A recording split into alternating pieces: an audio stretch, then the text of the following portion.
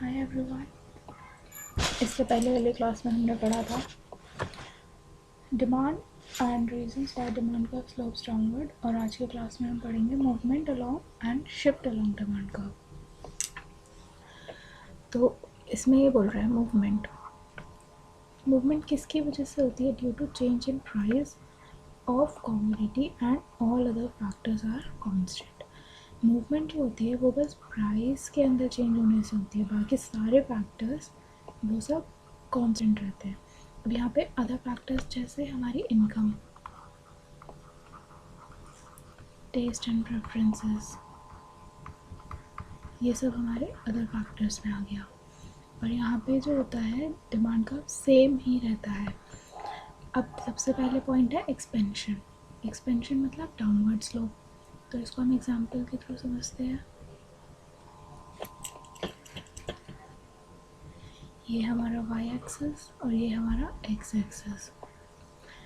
अब सपोज एक क्वांटिटी, एक हमारे पास एक ये कमोडिटी है जिसको हम P0 प्राइस पे Q0 परचेज कर रहे थे, बट उसका प्राइस कम हो गया, प्राइस फॉल हो गया और वो P0 से P1 पे आ गई। तो अब उसकी क्वांटिटी परचेज क्या हो जाएगी? Q1। ये यहाँ से ऐसे आ गया और ये वाला यहाँ शिफ्ट हो गया और हमारा डिमांड का वैसे बनेगा। तो पॉइंट ए से पॉइंट बी पे आ गए। ये क्या हुआ है? हमारा एक्सपेंशन, डाउनवर्ड स्लोप। ठीक है, ये होता है ड्यू टू प्राइस फॉल में, और जो क्वांटिटी डिमांडेड होती है वो हमारी इंक्रीज हो जाती है। ये था हमारा एक्सपेंशन। अब है हमारा कंट्रैक्शन। कंट्रैक्शन का हम एक एग्जांपल समझते हैं। ये हमारा वाई एक्सिस, ये हमारा एक्स एक्सिस। अब सपोज हम पहले P0 प्राइस पे Q0 क्वांटिटी परचेज कर रहे थे, ड्यू टू सम रीजंस उस मार्केट में उसकी डिमांड ज़्यादा हो गई, या जो भी रीज़न है उसकी वजह से उसकी प्राइस बढ़ गया। तो हम प्राइस जब बढ़ गया तो क्वांटिटी डिमांडेड हमारी क्या हो जाएगी? कम हो जाएगी। ये हमारा लेफ्टवर्ड शिफ्ट हो गया और ये हमारा ऊपर शिफ्ट हो गया। तो अब हमने क्या देखा? ये हमारा पॉइंट ए था, ये हमारा पॉइंट बी था। अब ये क्या हुआ? अपवर्ड मूवमेंट हो गई डिमांड कर्व में हमारे। यहाँ पे क्या हुआ है? प्राइस हमारा इंक्रीज हुआ है और हमारी क्वांटिटी डिमांडेड डिक्रीज हुई है। ये था हमारा कंट्रैक्शन। अब इसके अंदर क्या होता है? Change along the curve. जो भी चेंज था कर्व के अंदर वो उसी पे ही रहा, सेम पे ही बना। और यहाँ पे मेन डिटर्मिनेंट क्या था? प्राइस। जो भी हमने चेंजेस देखे वो किस में देखे? ओनली प्राइस में। तो प्राइस कम हुआ है या प्राइस इंक्रीज हुआ है। और ये इंडिकेट क्या करता है? Change in quantity demanded.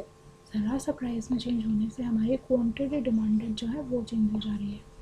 तो ये होता है हमारा मूवमेंट, जो किसकी वजह से? Due to change in price only. अब है शिफ्ट इन डिमांड। अब ये किस लिए होता है? Due to change in other factors. Other factors यहाँ पे चेंज होते रहते हैं, लेकिन यहाँ पे प्राइस ऑफ अ कमोडिटी वो कांस्टेंट है। यहाँ क्या था? प्राइस चेंज हो रहा था और यहाँ पे क्या है? प्राइस कांस्टेंट है। और यहाँ पे न्यू डिमांड कर्व बनता है। अब सबसे पहले हम देखते हैं इंक्रीज इन डिमांड, जो है राइटवर्ड शिफ्ट। इसको हम एग्जांपल से समझते हैं।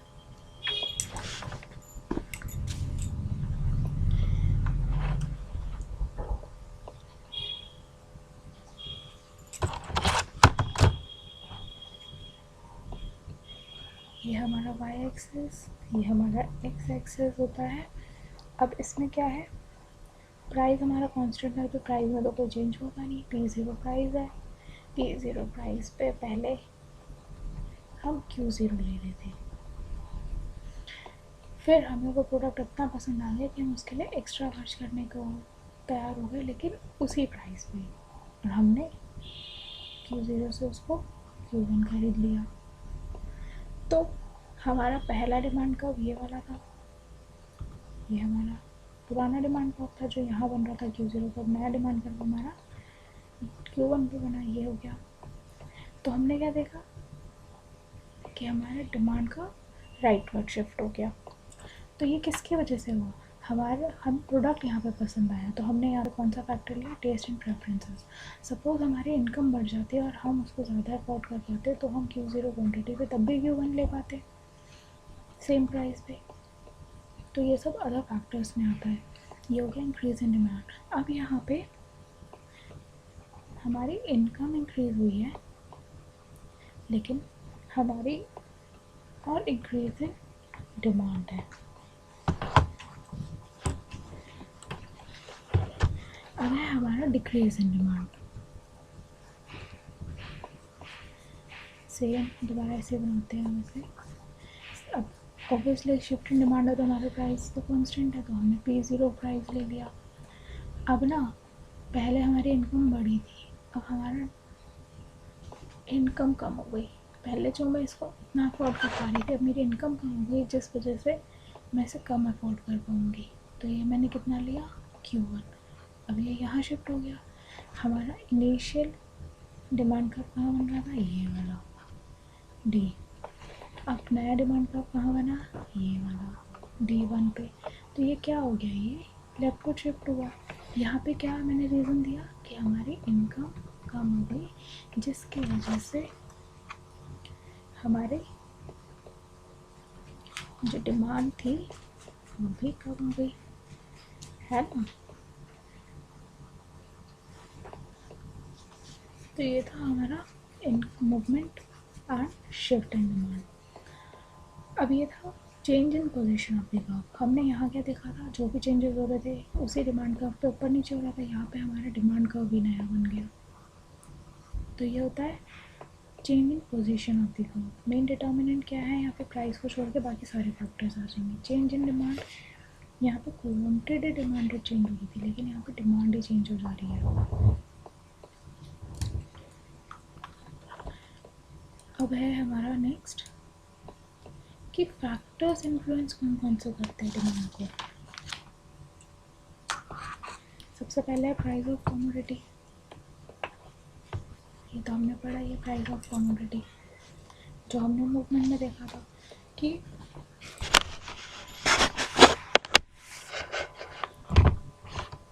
किसी भी चीज़ की डिमांड उसके प्राइस पे डिपेंड कर रही है। प्राइस कम तो डिमांड कम, प्राइस ज़्यादा तो डिमांड ज़्यादा। सॉरी गलत बोल दिया, प्राइस कम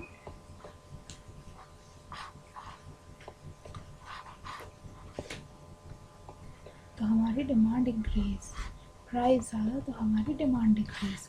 ये था हमारा प्राइस ऑफ कमोडिटी मूवमेंट। यही हमारा लॉ ऑफ डिमांड भी होता है, यही हमारा लॉ ऑफ डिमांड भी होता है।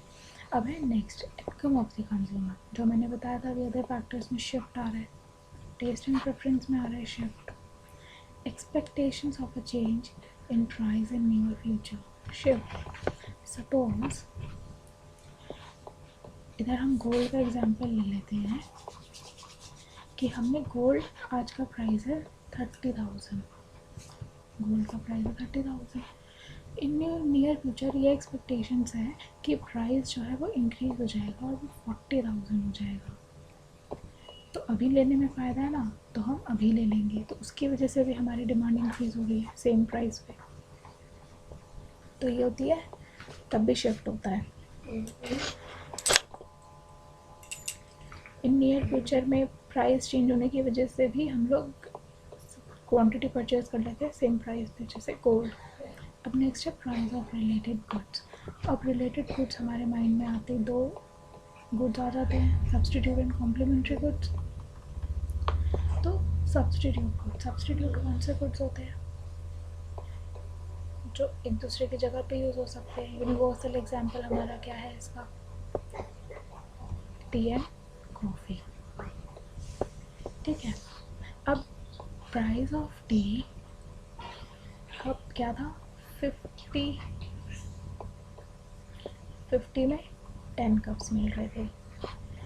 कॉफ़ी, वही कॉफ़ी हमें कितना मिल रही थी, 50 रुपीज़ में 10 कप्स। अभी तक तो सेम था। अब प्राइस ऑफ टी फॉल हो गया और हमें 40 रुपीज़ में 15 कप्स मिलने लगे, और वहीं प्राइस ऑफ कॉफ़ी 50 रुपीज़ ही रहा, लेकिन उसकी डिमांड कितनी हो गई, 8 कप्स। ये क्या था, प्राइस पहले 50 था तो 10 कप्स ले रहे थे, कॉफ़ी का प्राइस भी 50 था तो 10 कप्स ले रहे थे। अब जो प्राइस ऑफ टी है वो 40 हो गया, जिसकी वजह से उसकी डिमांड इंक्रीज़ हो गई, मतलब क्वांटिटी डिमांडेड इंक्रीज़ हो गई, और 10 की जगह हम 15 परचेज़ करने लगे, और प्राइस ऑफ कॉफ़ी ऑब्वियसली कम हो जाएगा क्योंकि यहाँ के बायर्स यहाँ शिफ्ट हो जाएंगे। तो ये था हमारा सब्सटीट्यूट ग्रोथ। इसका अगर हम लोग डिमांड कर्व बनाएंगे तो वो कौन सा बनेगा,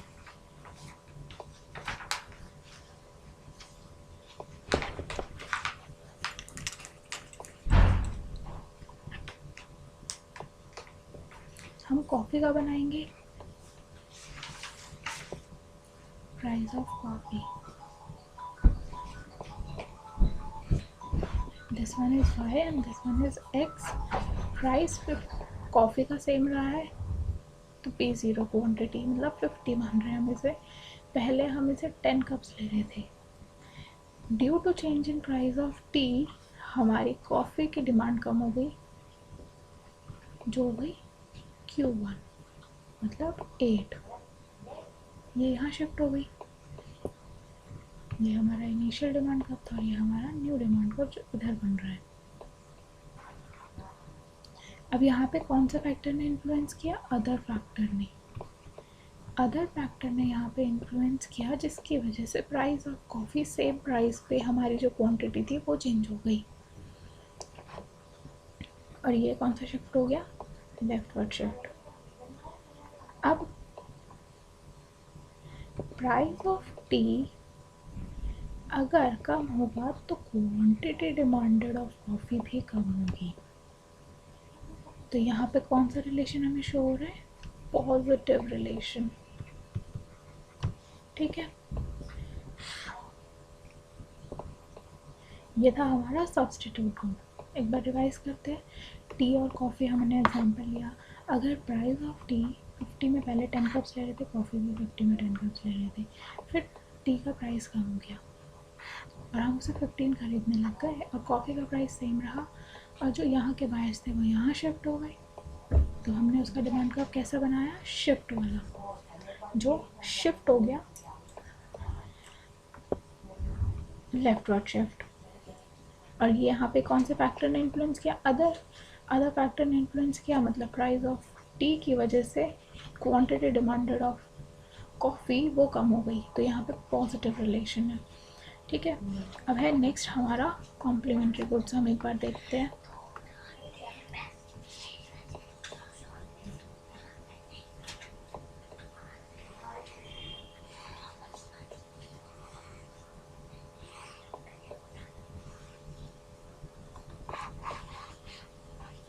अब है हमारा कॉम्प्लीमेंट्री गुड्स।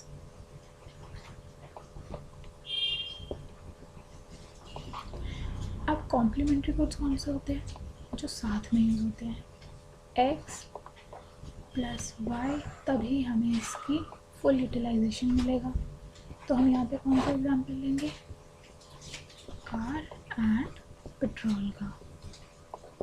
ठीक है, अब suppose price of car was 10 lakh में पहले 10 कार्स आ रही थी, और प्राइस ऑफ पेट्रोल था ₹50 में 10 लीटर्स। प्राइस ऑफ कार तो हमारा सेम रहा, अभी भी 10 लाख है, लेकिन जो हमारा प्राइस ऑफ पेट्रोल है ना वो 50 रुपीज़ से 100 हो गया, और 100 में 8 लीटर्स। अब जब प्राइस ऑफ पेट्रोल ज़्यादा हो गया तो क्वांटिटी डिमांडेड ऑफ कार भी तो कम हो जाएगी, तो वो कितनी हो जाएगी, 2 कार्स। ये सपोज है, प्राइस ऑफ कार 10 लाख था, 10 लाख में पहले 10 कार आ रही थी, और प्राइस ऑफ पेट्रोल 50 में हम 10 लीटर ले रहे थे, लेकिन प्राइस किसका चेंज हुआ, पेट्रोल का, 50 से 100 हो गया, इंक्रीज हो गया। तो प्राइस ऑफ कार कितना हो जाएगा, प्राइस अभी भी हो रहा है, लेकिन यहाँ पे किस में चेंज आया, हमारी क्वांटिटी डिमांडेड में। ठीक है, अब अगर price price of petrol increase हो रहा है तो हमारी क्वांटिटी डिमांडेड ऑफ कार वो डिक्रीज हो रही है। तो यहाँ पे क्या आ गया, नेगेटिव रिलेशन।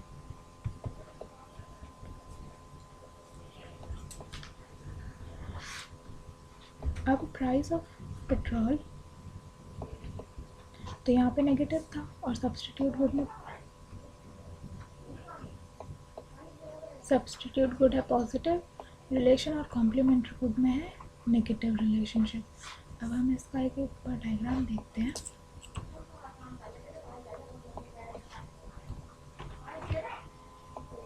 अब प्राइस ऑफ कार,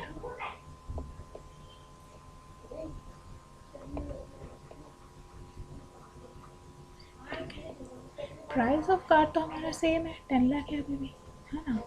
और क्वांटिटी डिमांडेड पहले थी 10, और अब पेट्रोल की वजह से पेट्रोल के प्राइस में चेंज हो गया, इसलिए हमारा क्वांटिटी डिमांडेड ऑफ कार कम हो गई, 10 से कितनी हो गई, 2 कार्स।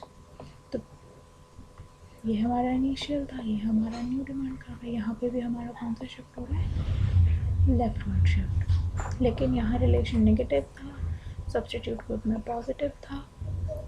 तो ये होता है हमारा फैक्टर्स जो इन्फ्लुएंस करते हैं हमारी डिमांड को। अब हम नेक्स्ट क्लास में पढ़ेंगे elasticity of demand. Thank you.